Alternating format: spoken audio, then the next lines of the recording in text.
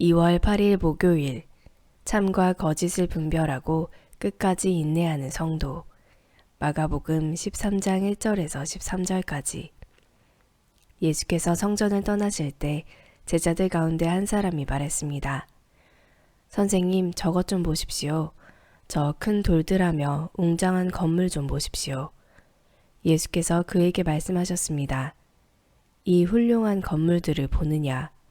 여기 있는 돌 하나도 그냥 쌓여있지 않고 하나같이 모두 무너질 것이다. 예수께서 성전 맞은편 올리브산에 앉아 계실 때에 베드로와 야고보와 요한과 안드레가 따로 나와 예수께 물었습니다. 말씀해 주십시오.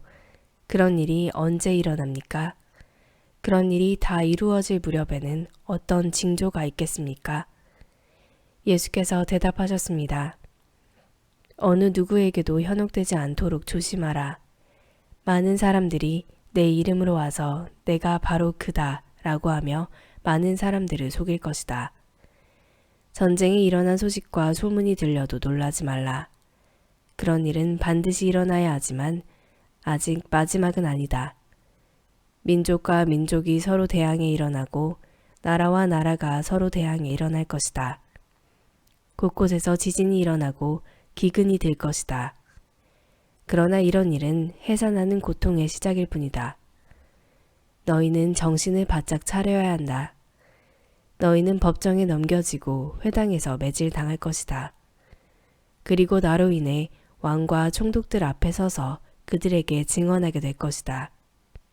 먼저 복음이 세상 모든 민족에게 전해져야 한다. 너희가 붙잡혀가서 재판을 받게 될 때에 무슨 말을 할지 미리 걱정하지 말라. 때에 맞게 너희에게 주시는 말만 하면 된다. 말하는 분은 너희가 아니라 성령이시다. 형제가 형제를, 아버지가 자식을 배신해 죽게 내어줄 것이다. 자식들이 부모를 배역해 죽게 만들 것이다. 모든 사람들이 나로 인해 너희를 미워할 것이다. 그러나 끝까지 견디는 사람은 구원을 받을 것이다. 오늘의 말씀 요약. 예수님은 성전 건물들이 다 무너질 것이라 하십니다. 그때에 누군가에게 현혹되지 않도록 주의해야 합니다. 전쟁과 지진과 기근이 있을 텐데 이는 재난의 시작입니다. 먼저 복음이 만국에 전파되어야 합니다. 제자들은 예수님 이름으로 인해 핍박과 미움을 받겠지만 끝까지 견디면 구원을 받습니다.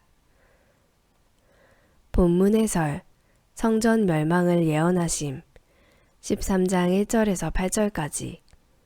종말의 때는 가짜가 활보하는 시대입니다. 예수님이 성전에서 나가실 때 한 제자가 웅장한 돌로 건축된 성전을 보며 감탄하자 예수님은 성전이 철저히 파괴될 것을 예언하십니다.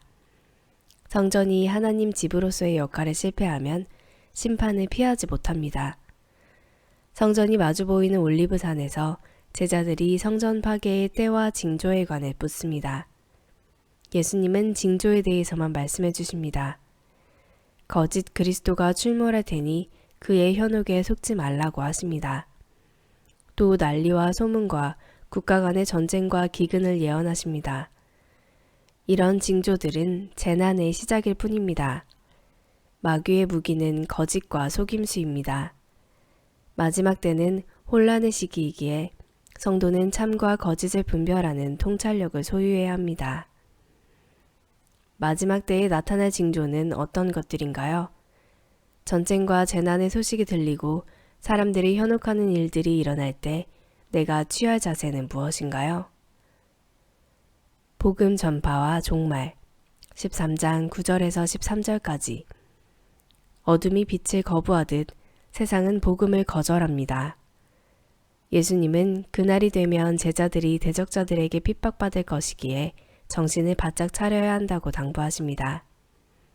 정신을 차리라는 말은 좌절하거나 놀라지 말고 다가올 박해에 영적으로 무장해 대비하라는 권면입니다. 예수님 말씀처럼 후일 제자들은 공회에 넘겨져 재판을 받기도 하고 매를 맞고 투옥되기도 했습니다. 그들은 법정으로 끌려가는 것을 두려워하지 않고 도리어 복음을 증언하는 기회로 삼아 성령이 주시는 말씀을 전했습니다. 복음이 만민에게 전파되면 마지막 때가 옵니다. 구원은 믿음과 소망과 사랑으로 끝까지 인내하는 자에게 주어지는 선물입니다. 복음 전파와 마지막 때는 어떤 관련이 있나요? 마지막 때를 사랑한다는 의식을 가지고 내가 깨어 준비할 일은 무엇인가요? 오늘의 기도. 주님, 내일을 알 수 없는 인생이지만 주님이 다시 오실 날이 가까움을 확신합니다. 연약함을 파고들며 현혹하는 세력에 흔들리지 않고 주님만을 기다리며 기도하게 하소서. 미움받고 패배하는 것처럼 보여도 완전한 구원을 이루실 주님을 사모하며 버티고 견디게 하소서. 묵상 에세이. 나의 구세주는 누구인가? 나를 살리는 회개. 김향재. 헤롯 때에 완공된 헤롯 성전은 80년이 넘는 기간에 지어졌으나 불과 10년도 되지 않아서 파괴되었습니다. 주후 70년 예루살렘을 공격하러 온 로마의 티투스 장군은 성전 사이에 보석을 꺼내려고 돌 하나도 돌 위에 남기지 않고 성전을 무너뜨렸습니다. 이 세상에서 절대 무너지지 않을 거라며 내가 욕심으로 쌓은 것은 반드시 무너집니다.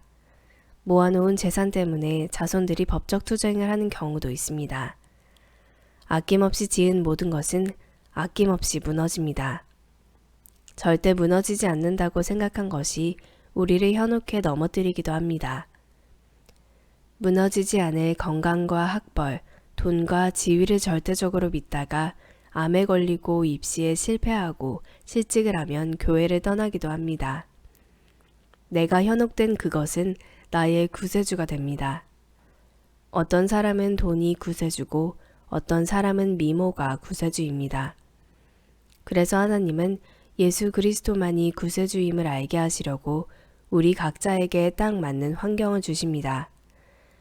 예수님은 십자가를 지고 죽으시겠다고 하는데 거짓 구세주는 살려주겠다고 합니다. 예수님은 구세주로 믿는 사람은 자신이 변하기 위해 기도하는데 거짓 구세주를 믿는 사람은 하나님을 변화시키겠다고 기도합니다.